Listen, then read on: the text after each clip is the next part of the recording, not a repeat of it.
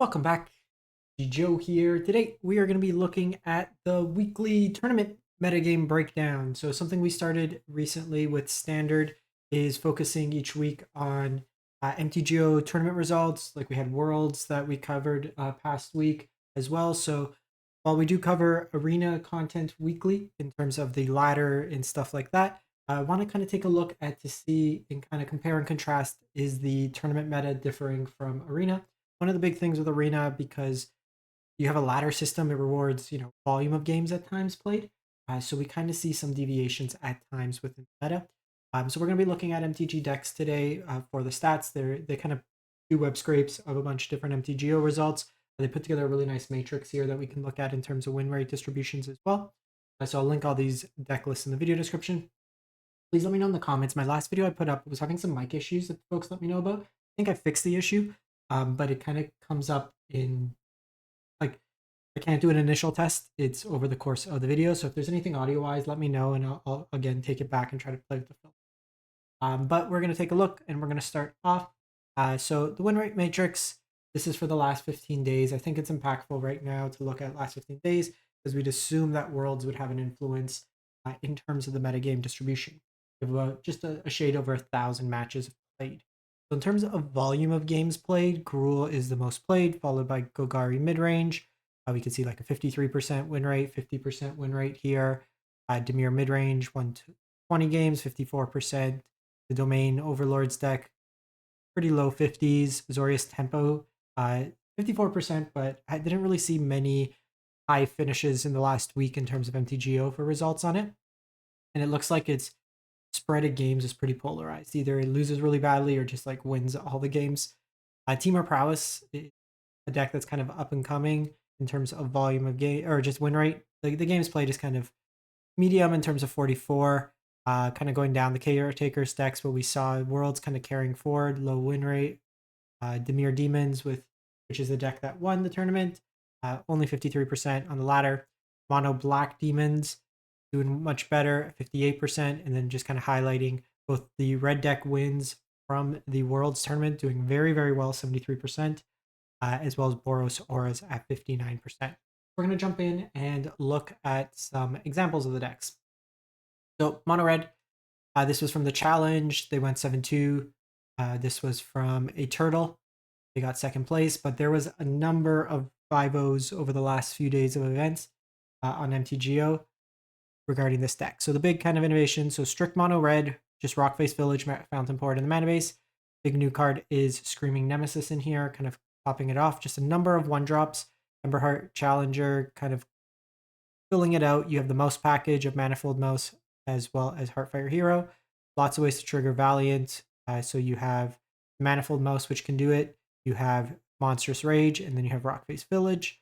There's also ways, like I've been playing this deck in best of one, just kind of messing around with it at night, and there's some cool lines where I've on more than one occasion Witch Stalker Frenzied my own either Heartfire Hero or Screaming Nemesis for lethal damage, which has been pretty fun. You can also just like shock it to keep it alive, redirect the damage anyways to your opponent, and then that turns off the life gain, which is kind of cool.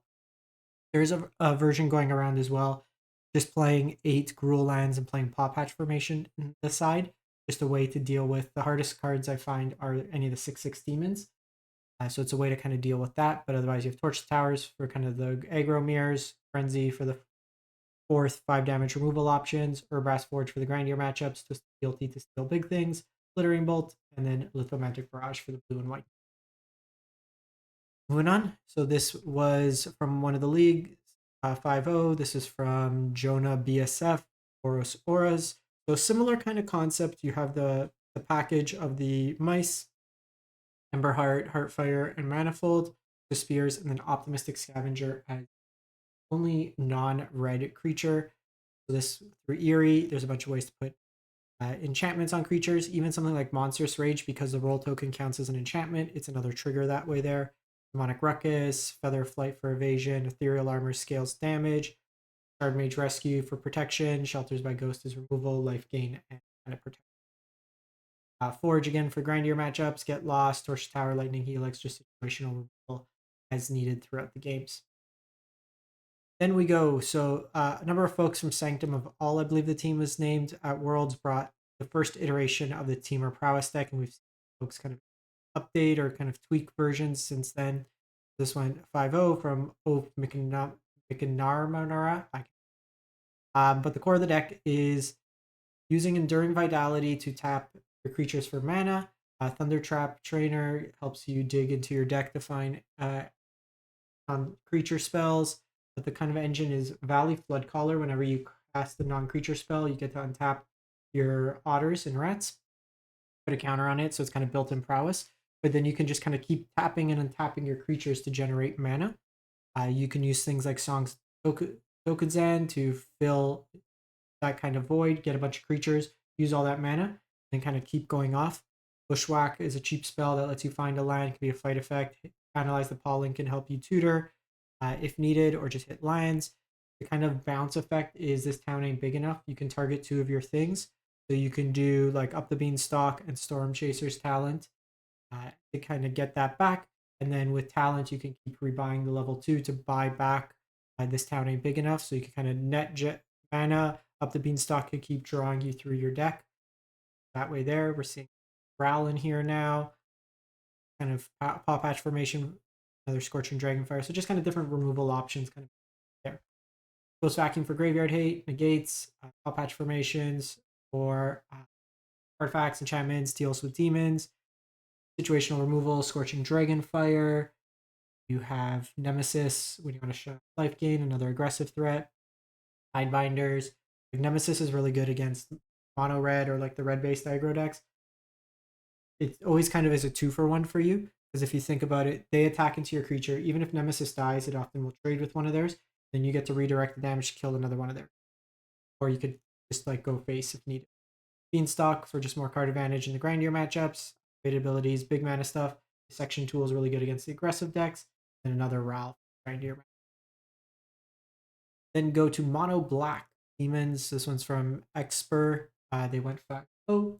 This one here is got the Bloodletter as well as Unstoppable Slasher combo. Archfiend the Dross in here, all with the Unholy Annex package to get your card advantage, drain, gain, all mixed in. You have Rush of Dead as well as a combo with Bloodletter. Bunch of cheap removal, Hand Hate mixed there. You have Escape Tunnel to technically make your Slasher unblockable, which is also kind of many more ways to crew the Plastic Bronco in this deck compared to the Dimir version. Can't believe this card's like $40 now, Aclazats. Ghost Vacuum, Graveyard Hate, Edict, just catch all removal, hits Planeswalkers. Dix Command is a sweeper, kind of grindy value. Control mid-range matchups, you have Lily, Malicious Eclipse for the Go Wide decks, Withering Torment, Enchantment Hate, Sheoldred for the grindier matchups, Duress for Hand Hate, Cut Down for the. We have Gruul Aggro, this one a challenge at 7-2. So this one here, there's kind of two. There's the Leyline version, and then there's the Innkeeper's Talent version.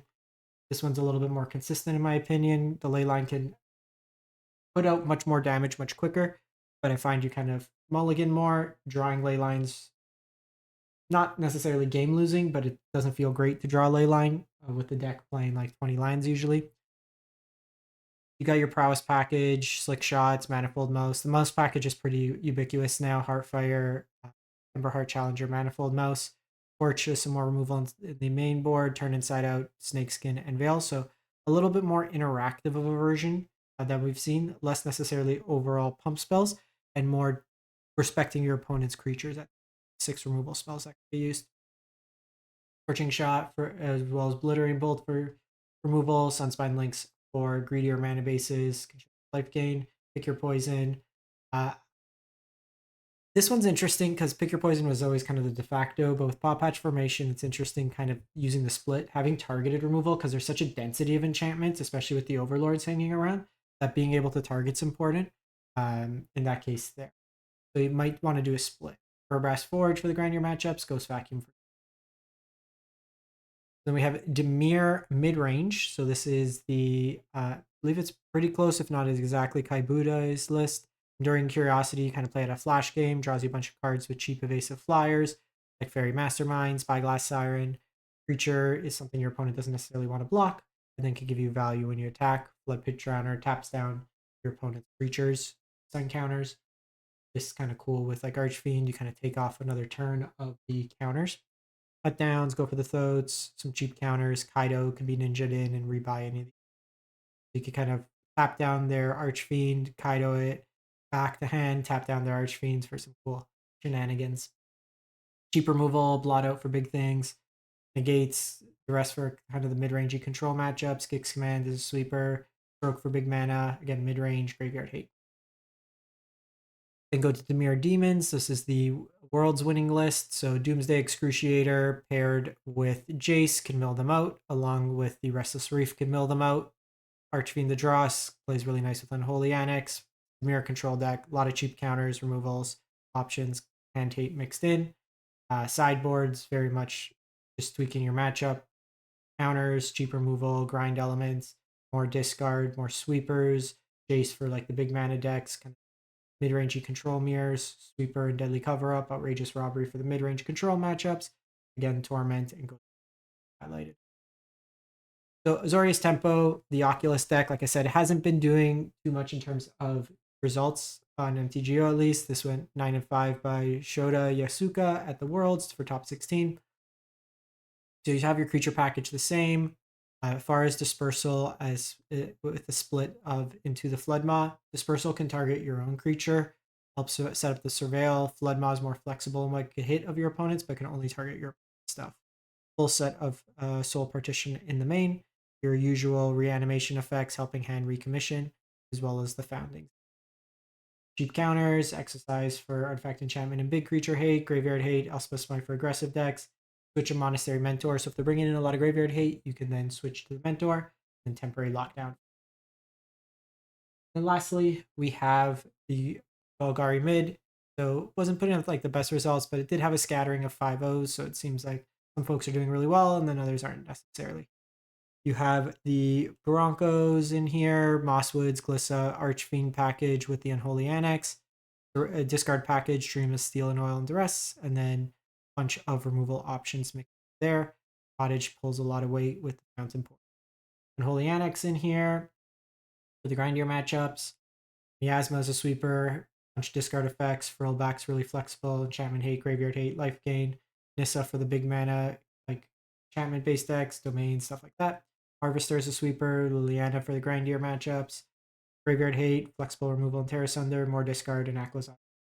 Really good like against the Dimir decks. They don't really have exile to deal with it, so it just keeps coming a threat that they have to keep answering, or it kind of.